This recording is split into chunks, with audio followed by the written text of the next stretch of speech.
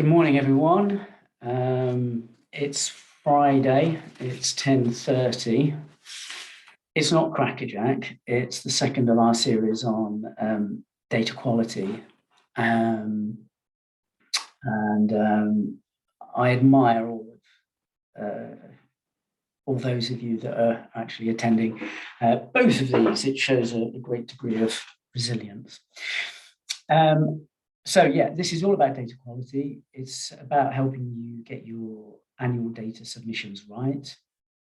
Obviously, data quality is a hot topic, particularly with the regulator at the moment, and going forward because of the white paper, the credibility of data is definitely an important facet of the way that regulation is going to go, and other stuff that comes basically out of the white paper.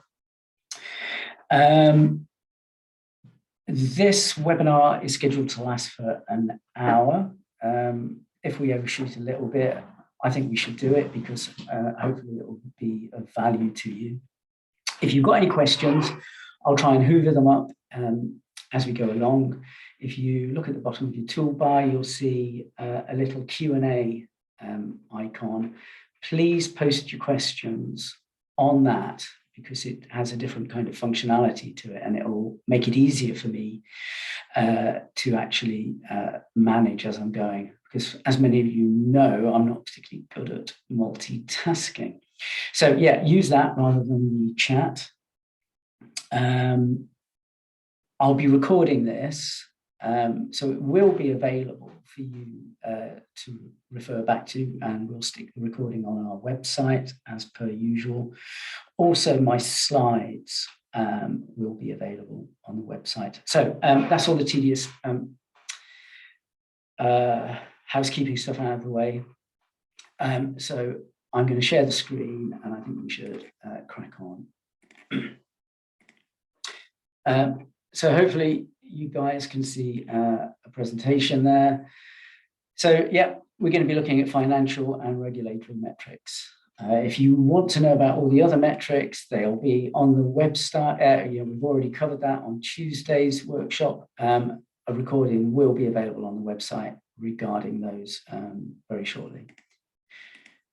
So what we're going to be covering, just a bit of a benchmarking basics, just a reminder about what benchmarking is about and what it's not about.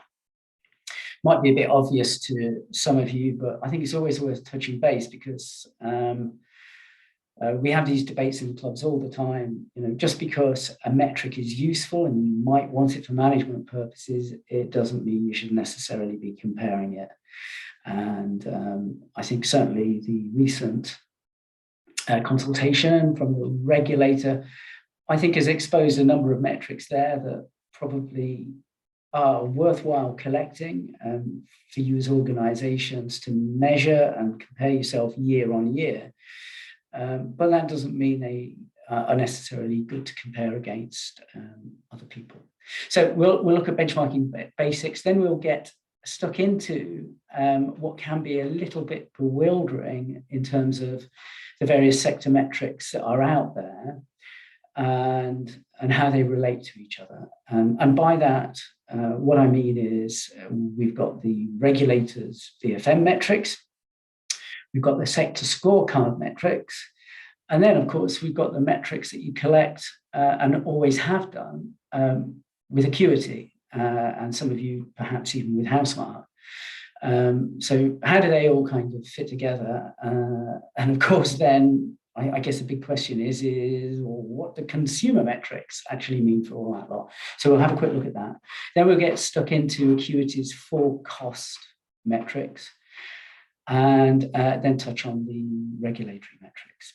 And by that, I mean the regulators' VFM metrics, the 7 metrics that you have to slap into your accounts every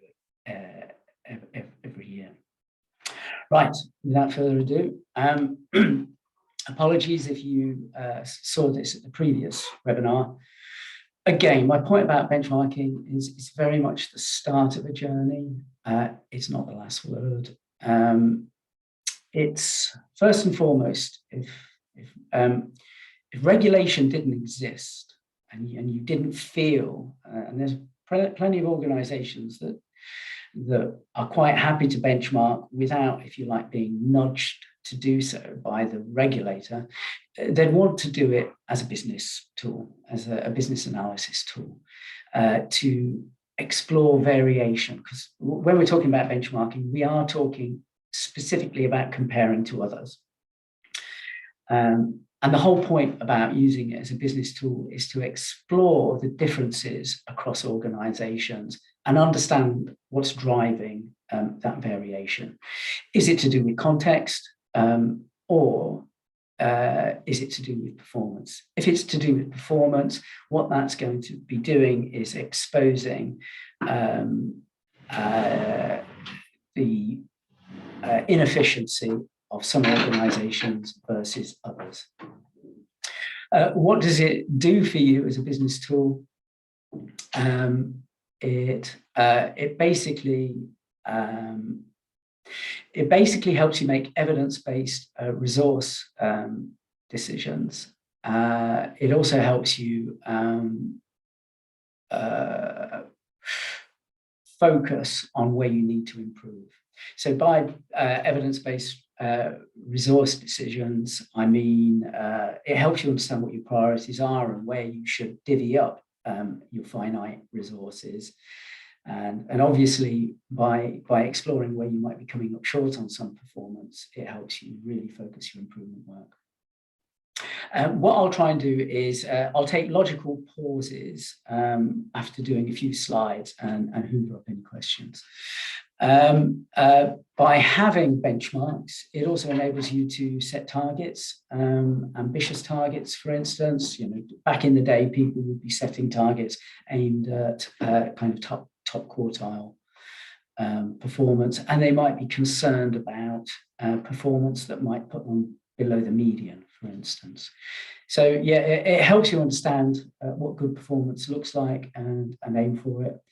And of course, in a VFM context, by marshalling, by really analysing your cost and performance together, it helps you make marginal gains and create a bit of a headroom and buffer when times get tough. The other thing, outside of it being a business tool, it helps you demonstrate to yourself and to others just how well you're doing. And by doing that, you are facilitating accountability through being transparent.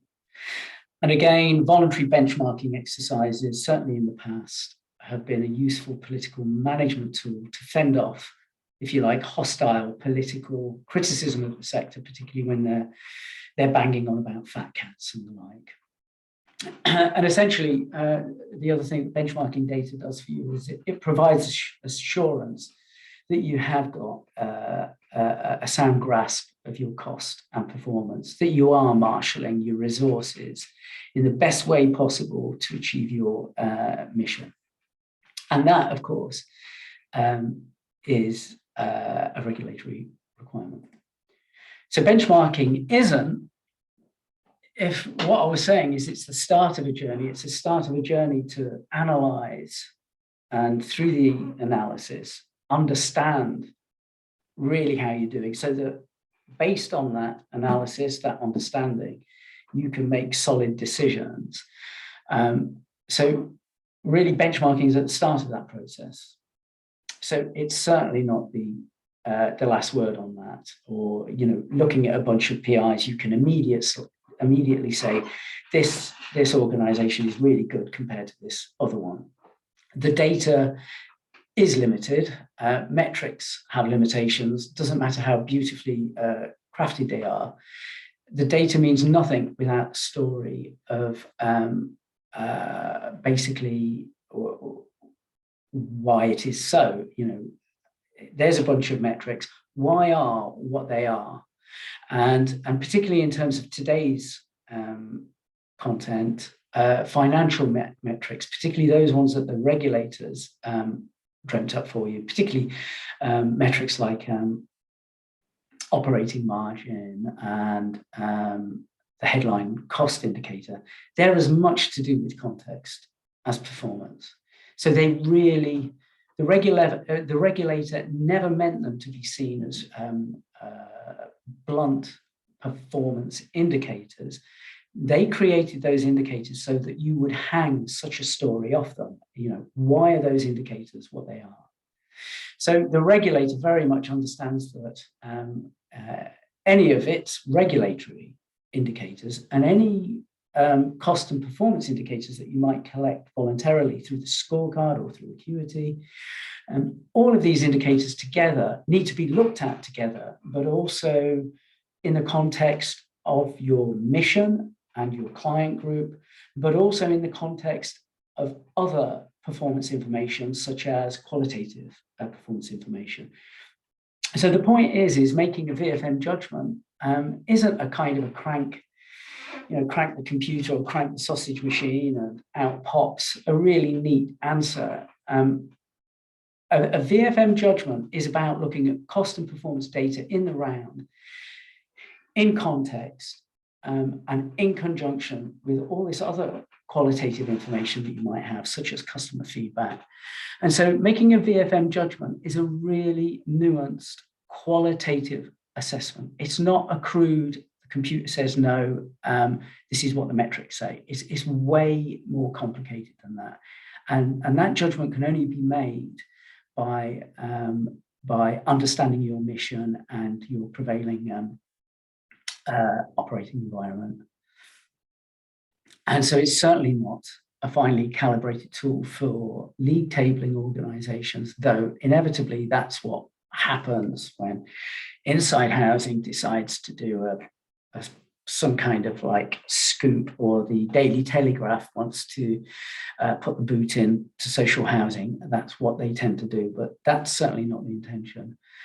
Don't get hung up on immaterial minor apportionment issues, especially in the we're talking about cost indicators here, about fretting about, for instance, whether your customer service frontline staff spend 43% of their time on repairs as opposed to 47% of their time.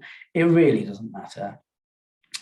We're talking about we're not talking about splitting hairs. We're talking about the best guess, but not kind of dancing on the head of a pin to get there. And it's certainly, this is supposed to be a tool, as I say, a business analysis tool to help you improve. It's not there so that you can hang the chief exec or the head of housing management. So one of the ways that we get these definitions right, there's no point in benchmarking unless you're going to adhere to definitions. You may be used to measuring something internally because that's the way it's always been done in your organization, and that's fine. But if you're going to benchmark, and you're going to benchmark something that is remarkably similar to something that you've always counted, but you kind of count it slightly different, you've got to stick to these definitions if you really want to compare to others, because that's what benchmarking is. The problem with definitions is they can't legislate for absolutely every peculiar little eventuality that might happen.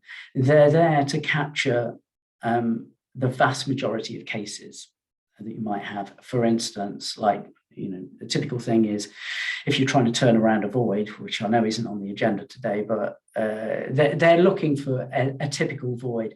They're not looking for a really, really weird void that never ever happens apart from a really unusual kind of circumstance. So the point is they can't legislate for everything, but anybody that's entering data, and this is what our data entry form looks like.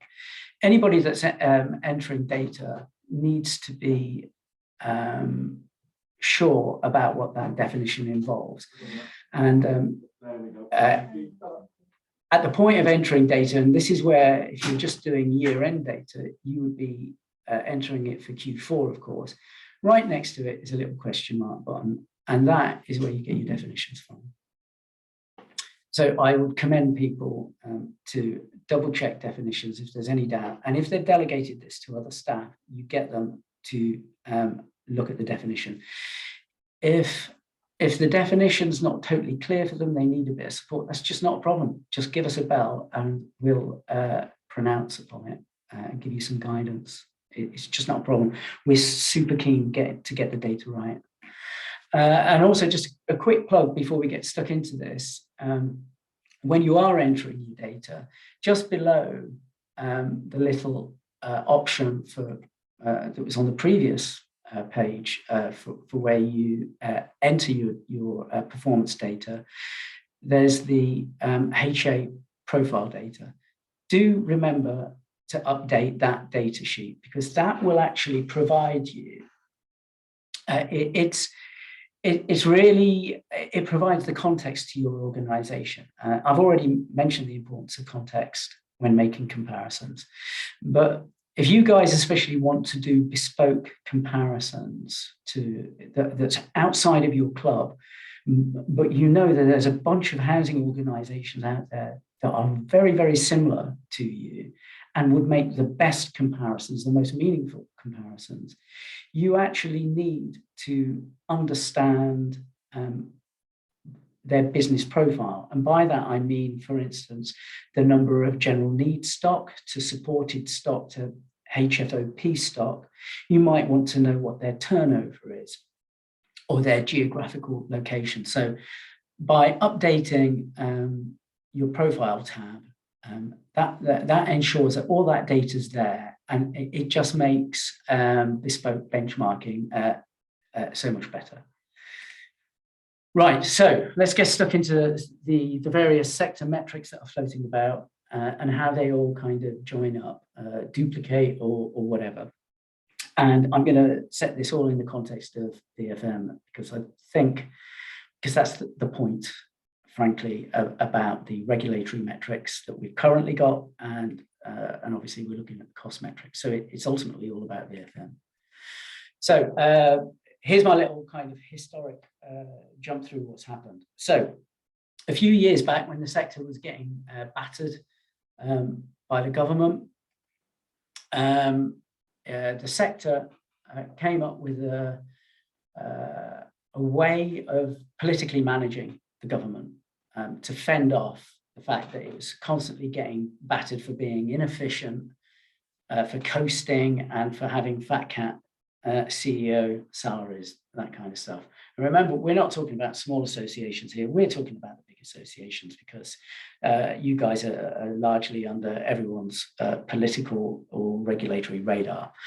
So what happened there is Home Group set up, came up with something that it called the sector scorecard, so that it could proactively show a disbelieving government that it could regulate itself, and it was happy to be transparent about its VFM. So it came up with a bunch of metrics, including a bunch of cost metrics and new supply metrics. It also came up with void metrics and rent arrears collection, and it had just one satisfaction metric in there. So that was the sector scorecard. Now, for exactly the same political reasons, a few months after this initiative, or kind of within 12 months of this initiative starting, which was just a voluntary initiative, you could just sign up for it, the regulator was being pressured by the government as well to be more proactive on VFM regulation of the sector.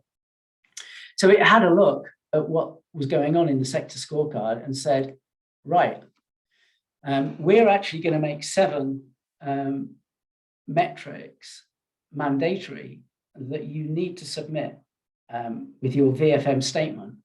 But we see what the sector scorecards have been doing, and actually we quite like 7 of the metrics that they've dreamt up in the sector scorecard. So with a little bit of wiggling about and compromise, we will double up with you, and we'll snaffle 7 of those scorecard metrics to be mandatory metrics as part of your annual account submission. So that's where the two things the two initiatives joined. So what started off as a voluntary thing ended up with 7 of the metrics being a mandatory thing. But then what the regulator said is, we've got a new VFM standard out that insists that you provide these, but what you need to do as well is tell us something, because these metrics here, they really don't tell us much about the value of social housing in terms of the value as in value for money. And actually, most of these scorecard, the residual scorecard metrics, apart from, say, satisfaction, don't tell you much about the value of social housing.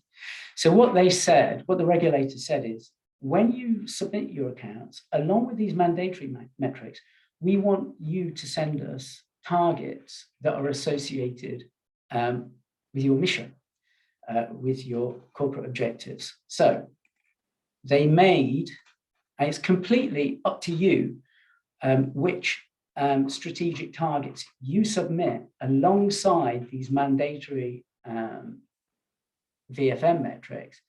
You get to say, but these targets should map to what you're trying to achieve, to your corporate objectives. So it was quite a neat way for the regulator to kind of square the circle that you're all different organizations, you've all got different missions.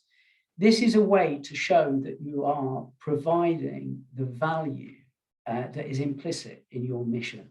So it's up to you to set targets against this. So that's what happened. So what's the point of all of this?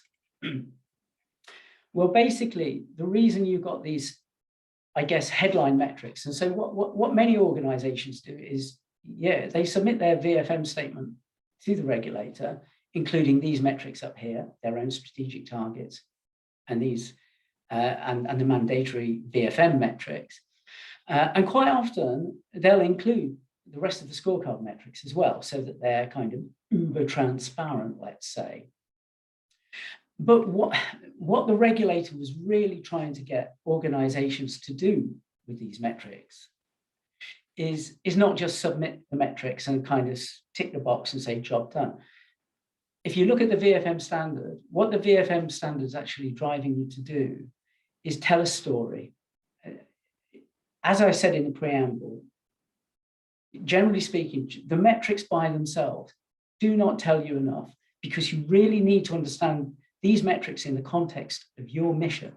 So the point about having these headline metrics is so that you can just hang a story off them about how you're maximizing VFM.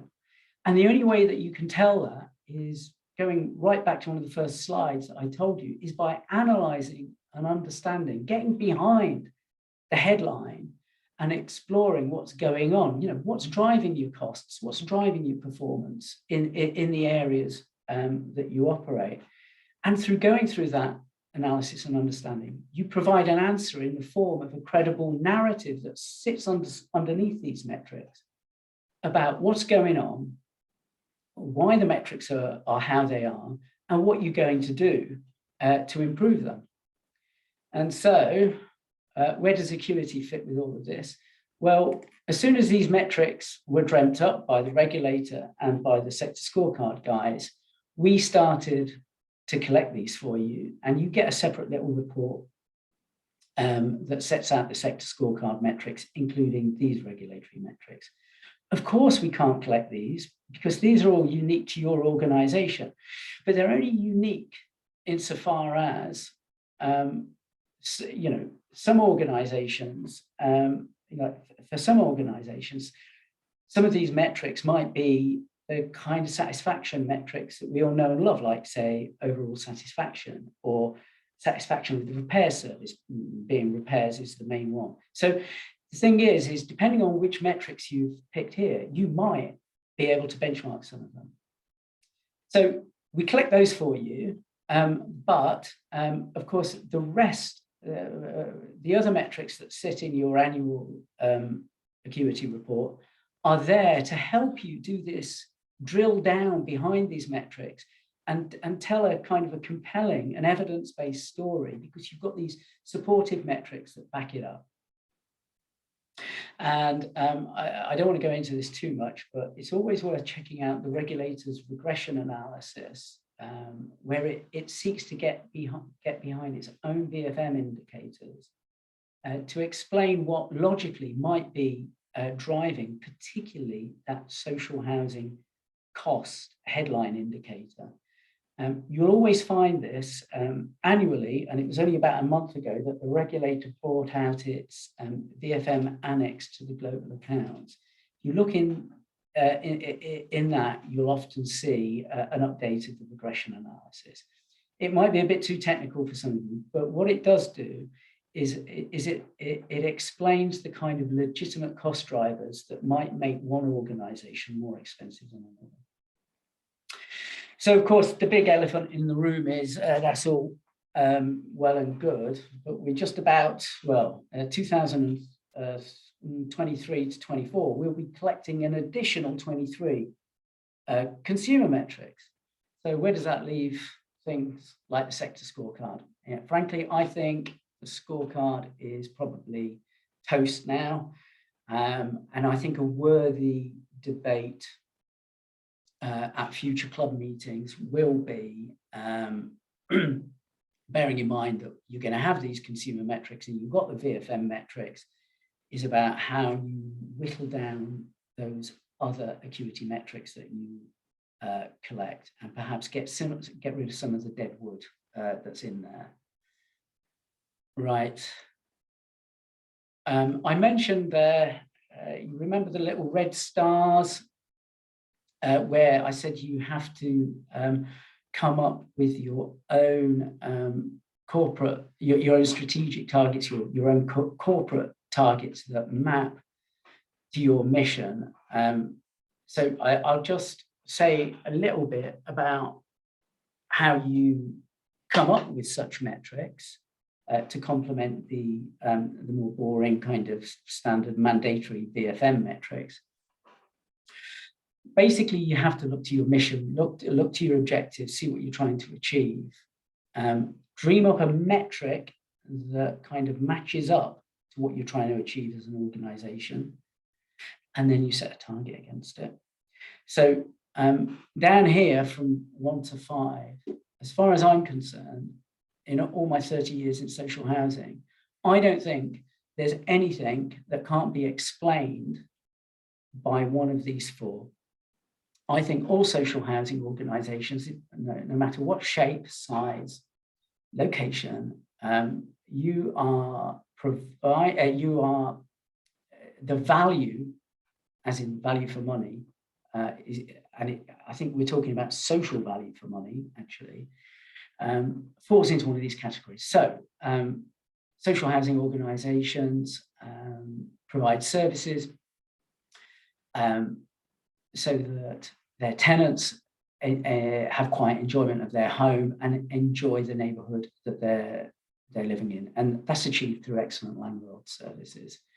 So how could one possibly measure this? Well, of course, you've got a whole bunch of satisfaction metrics that tell us something about the quality of your services to your existing tenants. The next big thing that social landlords do is they create new homes that were never there. Of course, to somebody that's on the homeless waiting list, to someone that's in desperate need of moving into bigger accommodation, there's massive value in the creation of new homes at social rents. So basically, what's the value there? Well, you're providing excellent quality homes at sub-market rents. You can almost quantify the value of that actually in the difference between the social rent and the market rent. You try to make, you invest in communities, and generally, this is a relatively small percentage of your budget, but people talk about it all the time. It's the housing, what used to be called Housing Plus. It's about, doing the right thing by people, place, and planet. It's about improving quality of life, doing stuff like financial inclusion, right? This can be measured by looking at the number of beneficiaries. That's a simple way of doing it, by the amount of money you're investing into those activities. Also, the satisfaction of the people that are benefiting. But probably the best and the most compelling way of trying to measure this is through stuff like social return on investment, that kind of stuff. Sorry, the other thing I should say about new homes is the main measures there are obviously the increase in stock of the different types of stock that you're generating, as well as making the point that they're submarket rents, and this is the differential between the market rent and submarket. Yeah. So the fourth strand is obviously supported housing, which is all about helping people to live with dignity and independence. And again, this is a real tricky area, and we've had all kinds of debates in the supported housing club about this. But yeah, I wouldn't say I'm a specialist in this area, but I think that metric around the distance travelled, particularly, I think there's a lot of value in that. At its simplest level, it could be, the number of people achieving independent living. But you could also incorporate, those of you that have support contracts. There are various metrics in there that measure how well you're performing in that. I think they're good proxies as well. So just before I get into how the various cost metrics relate, and this is the awful detail slide, but I will, it's necessary. I'm just going to see if we've got any questions. Let's have a look. Right, we've got no questions as yet, so I'm going to crack on.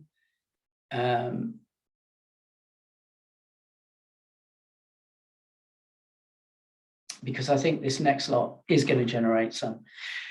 So I've been talking about the regulators. The main way to understand how the cost metrics relate is if we start with the regulators' headline social housing cost metric.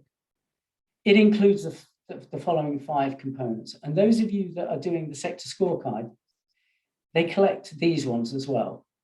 My point about these is if you are seeking to benchmark these components of the headline indicator, these are really problematic. They are really, really flaky comparisons, which is why we came up with our 4 cost metrics that I'm going to come to in detail in a second, right? These 4 cost metrics exist because these are pants to compare. And I'm about to start showing you why they're rubbish. The headline social housing indicator itself isn't too bad because all these various bits are just bundled into it and solve the problem of the different, because the reason these are pants is because accounting practice allows you to be, allows for differential practice. Like one accountant, from one accountant to another, they will treat these slightly different. So if you're trying to compare these at this level, they're really flaky, but because they're all bundled into this, it makes the regulator's headline indicator a bit more dependable. The problem is that this is so high level that it almost becomes meaningless because, for instance, it will include all your support costs if you're a supported housing provider. And so obviously compared to a general needs provider, you're going to look really expensive, which is why if you are comparing this just with regulatory data, you really need to find a cohort of supported providers. So you can see where I'm going with this. This is such a high level indicator, and it includes support, and it includes HFOP, and it doesn't differentiate between those. It just feels like a bit of a blunt instrument. So what we did is we came up with these 4 indicators so that you could drill down under this headline indicator in a more convincing and compelling way. And why is that? Well, these are benchmarking indicators. These are simply financial. These are just lines in your accounts. These were designed so you could compare them. These are a fix so that the regulator isn't being too onerous on you. So they're just really flaky. So how are they flaky? Well, for one thing, who knows where the overheads are here? Nobody knows. Depending on the organization, overheads may have been distributed across all of these headings, or they may have been taken out completely and dumped in other. Similarly, some organizations will look at the client side, the management of maintenance, and they'll stick it in management. Other organizations won't, they'll have management in there. Some organizations might have, say, all their community investment work that they're doing in housing management, others will stick it in other. So straight away, you can see just how flaky these components are. And I think all of that says everything that I've just said.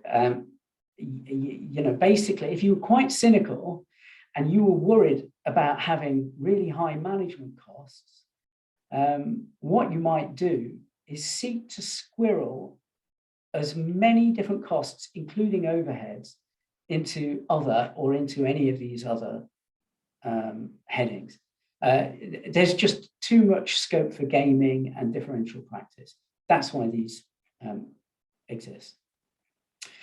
And sorry, yes. So as I say, I'd commend these metrics to you, and we'll get stuck into them. But just so you know, back in the day, they're a bit older than these cost metrics. We came up with these metrics for you, which are driven by the management accounts, and they're just a way of you really getting under the skin of your various repairs. But I don't want to devote any more time on this now. So let's get stuck into the Acuity cost metrics. So as we've seen, the regulatory accounts are a bit flaky. So there was a real need to come up with some proper benchmarking indicators that kind of got below the surface of that social headline indicator. That was a driver in itself, but we were increasingly being approached by members that you wanted something that wasn't the full HouseMark, but was a more but were more convincing cost indicators. And as I say, there is that regulatory expectation within the VFM standard that you're able to tell a story about your costs. So we developed these 4 indicators with HouseMark, and they are consistent with how HouseMark measures their members, which are the bigger housing associations.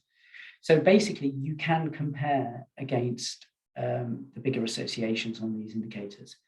I would really commend this guidance doc, and that's an embedded link, because it gives you the full comprehensive definitions. They are the most comprehensive definitions that we've got of any indicators on our website, and they have to be that way so that we can be sure that everybody's getting away from differential accounting practice and actually getting stuck into proper benchmarking, so that we can do comparisons. If you feel, once you've looked at those definitions, that it's too much like hard work, don't do them, because if you're doing them and not adhering to the definitions, it'll bugger it up for everybody else, frankly. The 4 metrics capture the costs associated with the common core business of social housing management. We try to strip out the things that are going to cause massive variation because of your business model. And that primarily affects the housing management metric. So the first three metrics, they're all cost per property. So what comes out of the calculation is a cost for that function per property. So, how much does it cost you? What's the housing management cost per property, basically? So we've got housing management, we've got responsive repairs and voids work. And so they're bundled together because that's reactive. And then you've got major works and cyclical are bundled together because they're planned. And then the fourth indicator is overheads. Now, this isn't a cost per property, as in it's not measured by a pound sign. It's measured as a percentage of turnover. And it's the same metric that's found in the sector scorecard. I'll come to why the overheads is different in a second. So the key thing to remember here is the housing management indicator is problematic. And it's problematic because of the same reason why the regulator's social housing headline indicator is a bit unhelpful, because anything could be going in that housing management, whether your general needs or support. So because of your business model, housing management could be more or less expensive. So, if you've got a supported client group, obviously your housing management costs are going to be more expensive. If you've got flatted stock, you're going to be more expensive because of all the estate management staff, perhaps caretakers, concierge that you need. And if you've got a very broad service offer because you're stuck in doing loads of community investment, that's going to make you more expensive. So those items have to be stripped out so that we can get to just boring old housing management. So community investment and place shaping is stripped out. Estate services, i.e. on the contractor side, and by that I mean the cost of your caretakers, concierge, cleaners, etc. That's stripped out, but we maintain the overall management of it within housing management. Care and support is completely whipped out because that's going to be the key driver. And that includes the support side of HFOP as well. So theoretically, what this means by stripping those out, it means that technically a support or a HFOP provider should be able to compare themselves to a GM provider, a general needs provider, which obviously you can't do on the headline indicator. So the reason they should be able to do that is because we've stripped all those things out and we've just got back to the pure core housing management. The one caveat I'd say there is the thing that's going to kind of skew things for you will probably be the way that you're apportioning scheme staff between core housing management and the support side of things, because where that line falls for some of you might be a little bit different. But the principle's there. You should almost be able to, well, pretty much should be able to compare against general needs. And then we take other service chargeable costs out. So all of those costs aren't included in any four of the PIs. They come out and they effectively go into a fifth pot, which just hoovers up all these kind of real variable costs and reconciling items. Now, the thing is all of that applies to housing management, those whipping things out. But for the three remaining metrics, they're not so narrowly defined. We're not trying to whip out community investment, estate services, that kind of stuff. We're just going with what your business costs are, and we'll just pick up what it costs to provide the service. So that's what goes into each, the blue columns there are what go into each of the four cost indicators, the kind of activities. So it shows you what's in, what's out. And the green box is the, if you like, the fifth pot. So you've got 5 pots. The four blue pots we benchmark. The fifth pot is there just as a dumping ground for the things that are going to mess up comparisons. So as I say, it's estate services, it's about support and care, it's about your development costs, it's about community investment, and it's also other reconciling items such as depreciation and certain one-off costs that I'll come to in a second.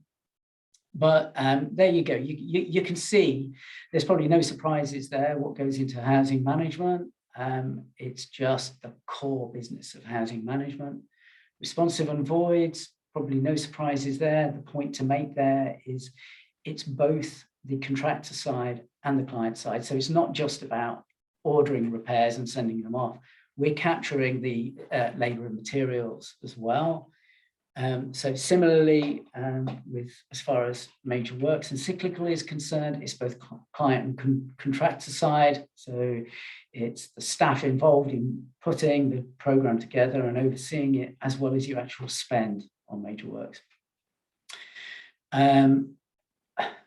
We do include the capital spend because we want to understand what you're actually spending here. Capital expenditure is included here. In terms of overheads, it's all the stuff that sits behind those kind of frontline services. So the amount, it's what you spend on office premises, on your finance function, IT, and other central services. Your CEO also goes in here. So as I say, with the exception of capital spend in major works and cyclical, all costs should equal your total operating costs. So within those 5 pots, all of your costs should be allocated somewhere. I've already explained what the 5th pot does. Across your 4 indicators that we are benchmarking, there are 2 principal cost types. One is non-paid costs, and they're generally straightforward to allocate from your internal cost structure, from your management accounts. And that might be like non-paid costs would be like you procured something, you spent some money, on a contractor to do something. You bought paper clips, you bought this, that, the other, you bought a load of whatever. So they're non-paid costs. And then, of course, you've got your employee costs, the people that are deployed on your services. They might be a bit more difficult, especially for a smaller organization. If you're a big organization, it's quite simple because they've got kind of designated staff that can just fall into one of those pots. Whereas smaller associations, you've got staff that are more kind of jack of all trades, in which case you apportion their time. And remember what I said about don't agonize over this, don't dance on a pin, apportion their time roughly, but reasonably. So why is overheads expressed as a percentage of turnover and not per unit? Well, that reflects the fact that some of your business models have significant activity that's actually divorced from the number of units that you manage, but they will impact your overhead costs. So those of you that are into, say, supported housing, for instance, you might have loads of floating support workers knocking around that, basically you haven't got the units, but you've actually, if you like, got the overhead of employing those staff. And similarly, those of you that have lots of staff out doing community work. So it works on that basis. I'll just get to the end of these and then I'll take some, I'll start to hoover up the questions. So in terms of the 3 cost per property metrics,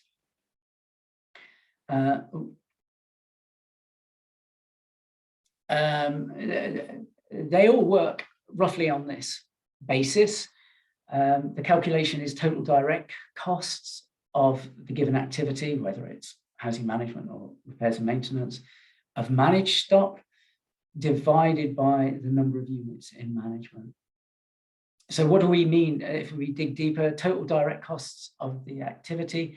What do we mean by that? Direct means excluding the overheads. That's why we've got the separate overhead metric. direct just means, that's what that activity costs without the overhead, the implicit overhead being included. Total staff costs includes national insurance, pension, and on costs.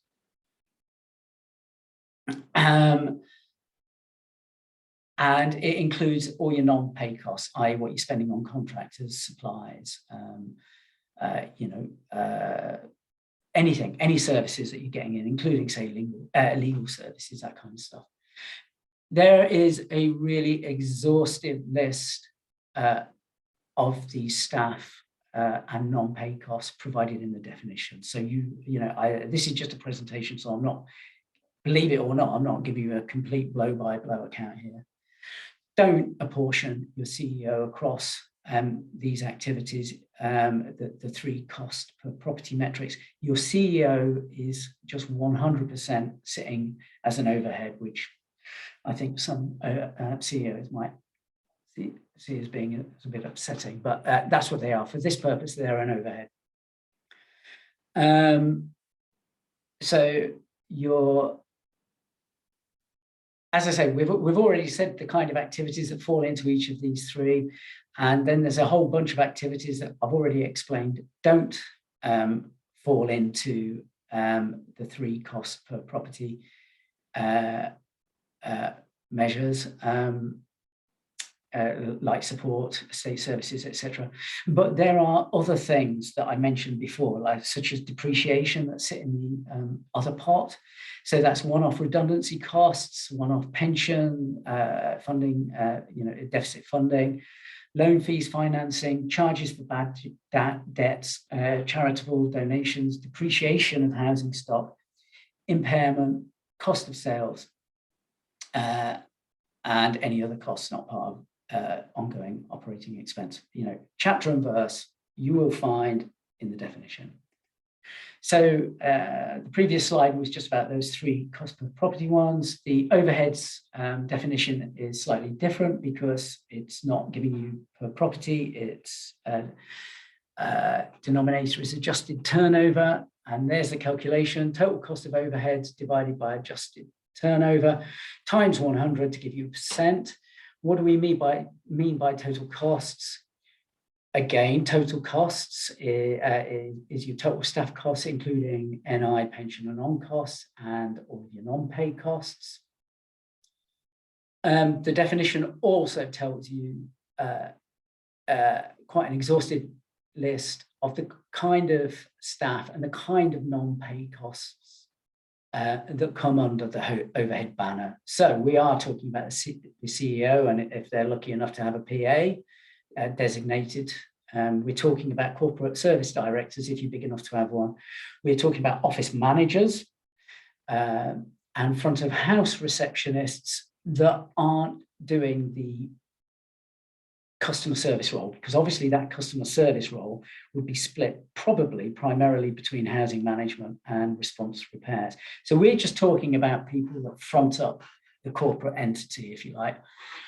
All IT stuff, spend, whether it's staff or non-paid costs, finance, payroll, HR, performance management, business improvement, anything to do with PR, marketing, company secretary, anything to do with governance. So they're the kind of staff costs that will fall in. In terms of non-paid costs, we're talking about office rents or depreciation, because that's, if you like, a proxy for rent. Any other premises costs like utilities, etc., etc. And so that's what's in the numerator. As far as the denominator there, the adjusted turnover, the reason it's adjusted is, again, to avoid skewing from those of you that are heavy into property sales or are quite diversified, and any of those of you that might have an in-house DLO, because the point being is the DLO is an overhead, but you're not getting the if you like, the turnover from it. So there's an adjustment in there for it. Right, I'm going to stop sharing now. I am going to try and accelerate the last bit of it, but I am going to address your questions. The Costas is saying, what about the management of estate services? Well, hopefully, I think I've nailed that as I've gone through. The management of estate services, if you've got somebody that's deployed on estate services and they're like, say, a senior caretaker or a senior concierge or whatever, and they are exclusively devoted to estate services, they would be excluded because estate services are excluded. But if we've got, say, sitting back at the housing office, a director or senior person of housing management that has, the overall management of estate services is just one of their roles, what you would do is you would apportion out the element of time that they're spending managing the estate services personnel. So that element of their job would come out and go in the fifth pot. So I hope that's okay.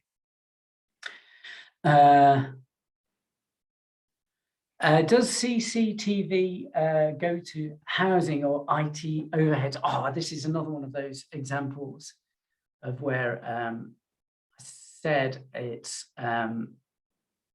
the definitions won't necessarily provide for all of this. So I guess the question is, it depends if it's estate services CCTV, of course, or whether it's just pure housing management. I would say if it's a pure housing management function that isn't just limited to estate services, it should probably sit in housing management because it is part of the costs associated with your housing management. So I hope that's okay. If your CCTV is just 100% associated with your estate management, I think it comes out entirely. Oh, sorry, Martina. Martina's saying, what is a DLO? A DLO, that's my bad. A DLO is just your in-house workforce. So typically, in terms of particularly responsive repairs, an organization might decide that the best way to get its repairs done is not to sort of have a contract with an outside provider that does all their repairs for them, but they decided to create, if you like, their own maintenance outfit within their organization. And typically in the sector, they are called direct labor organizations. So it's just another term for an in-house maintenance outfit. Sorry about that. Right, that's the question so far. Now, I knew I would probably overshoot. So since I've done those, I'm going to try and rattle through the rest of the presentation. So here we go.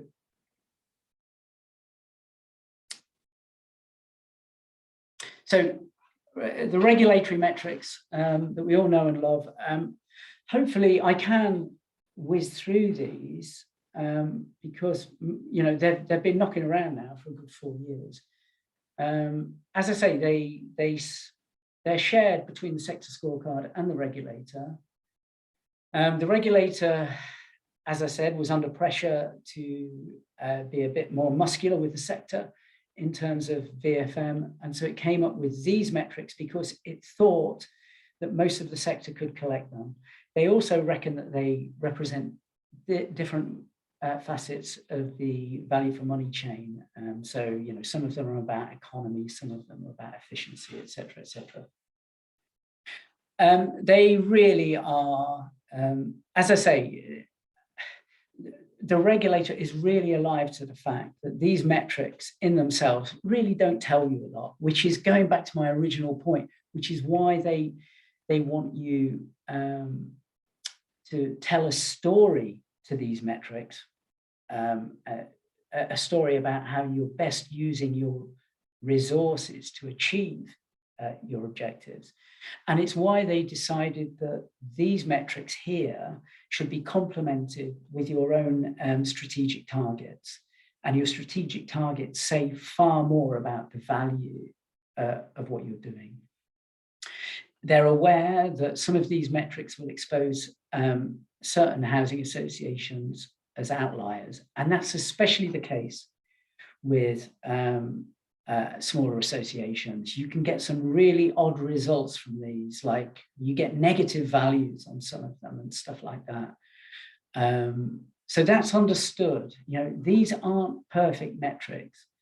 And as I've already said, you know, if you're a supported housing provider, you would expect that headline social housing indicator to be much higher than a general needs on this.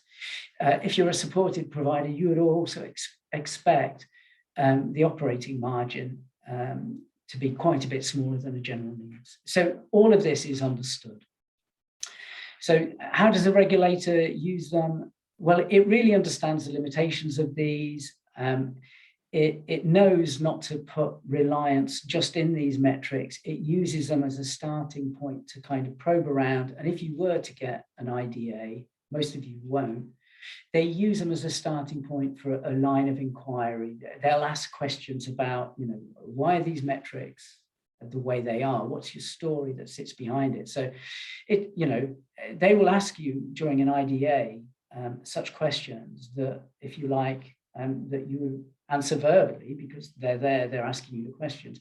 But actually, it's the same kind of question that you should be answering in your VFM account, in your accounts. It's basically, you know, why the metrics, what they are, tell us how you're maximizing VFM. So it goes back to that slide that I showed you where all the metrics fit together. You know, what was the question? Interestingly enough, in IDA, what the regulator is particularly interested in at the moment is how the sector squares a very difficult investment circle with finite resources. What do I mean by that?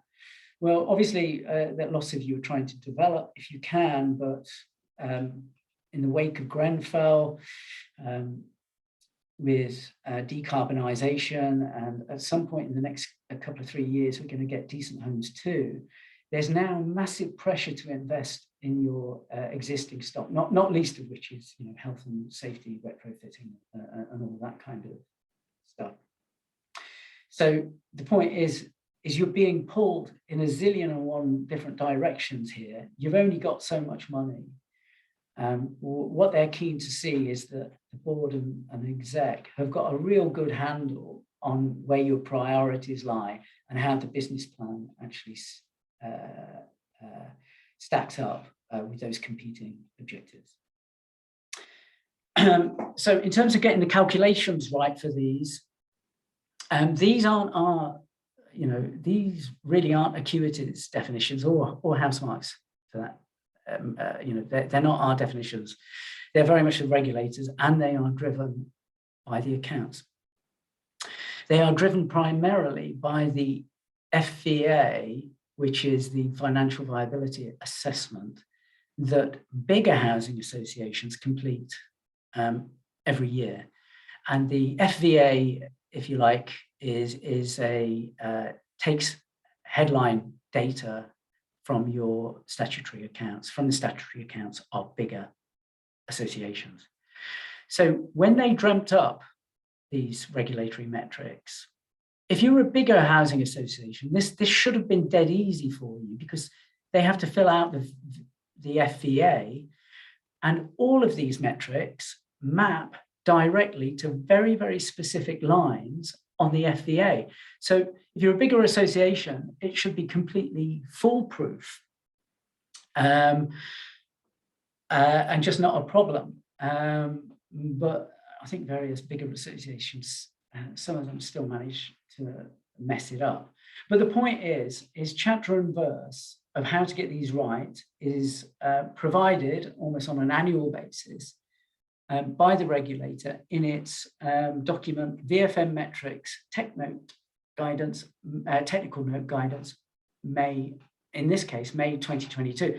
So yeah, you have to commend them for being so timely here, because they've actually published it a month ahead of when it's supposed to be published. So if you follow that link, you'll get chapter and verse. Of course, having definitions that map directly to something that bigger housing associations do is absolutely no good to smaller associations that don't do an FVA.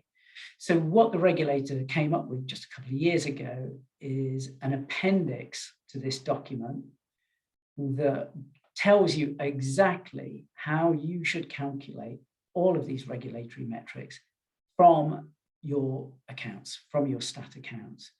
And to quote them, it is intended to help small providers locate the equivalent lines, easy for me to say, equivalent lines within their statutory accounts and enable them to calculate the VFM metrics. So if you've got any worries about calculating this, follow that hypertext link and go straight to Annex B, and you'll see exactly what it is that you need to do. If that's not, if you're still scratching your head a bit, what I would suggest you do, and you've got the time to do it, and it would be a good bit of personal development for you, is to then look at Annex A, because that will show you how bigger associations structure their accounts. And there will be clues in Annex A that will help you deal with anything that you're not sure about in Annex B. And at the end of it, it might actually be quite useful for you if you end up getting a job with a bigger association. The other thing to say about it, because you are expected to report these metrics in the statutory accounts, and because those statutory accounts are audited by auditors, that they would effectively be having a hand in validating your data. So all I'm saying is, another port of call to help you get things right here is you should expect that your auditor knows how to calculate these things. So I'd always get your money's worth out of your auditor and ask them for some assistance on these if you need it. If push comes to shove, do get in touch with us about it. But I'm just saying that these are really your first port of calls. I mentioned the consumer metrics will be coming online soon. As with the last workshop, I've just included the timetable here. I think it will beg the question of where does this leave the sector, because we've now got loads of metrics. I actually think it might actually beg the question of where does it leave the regulators' VFM metrics, but I don't think that's going to be sorted within the next 2 years. But I think it will be on the agenda at some point in the future. So needless to say, we'll be collecting the new consumer metrics when they're finalized. And I think pretty much the regulator will be pronouncing on what the final list of consumer metrics is towards the end of summer, because then you guys need to get your systems sorted so that you can start collecting them from 2023 and reporting on them in 2024. So I think what we'll probably end up doing in autumn of this year is putting the finalized metrics on our system so that those of you that want to pilot them and iron out any wrinkles ahead of going serious with it all in April 23, you can have made all your mistakes there. So that's what we plan on doing. Right. Well, as always, I've overshot, but I hope it was useful. If you need to get back to me on any of this, please do. And there's my details. I will endeavour to assist. I've got no more questions and answers. I guess you're all keen to crack on and do stuff. I hope I haven't made you miserable with all of this. I know it's a shed load of information. It's just the most humongous brain dump, but on the basis that there's no questions, I've overshot. I'm going to call it a day. As I say, do please get in touch with me with anything that pops into your head about this. I hope that was useful. Apologies for the overshoot. Hope to see you soon at a webinar near you. Yes, we've got a new program of webinars. Do sign yourself up for them. We've got some cracking, quite practical stuff that should help you be able to do things better, frankly. So check out our webinar program. Right, guys, thanks for attending. See you all at a future one.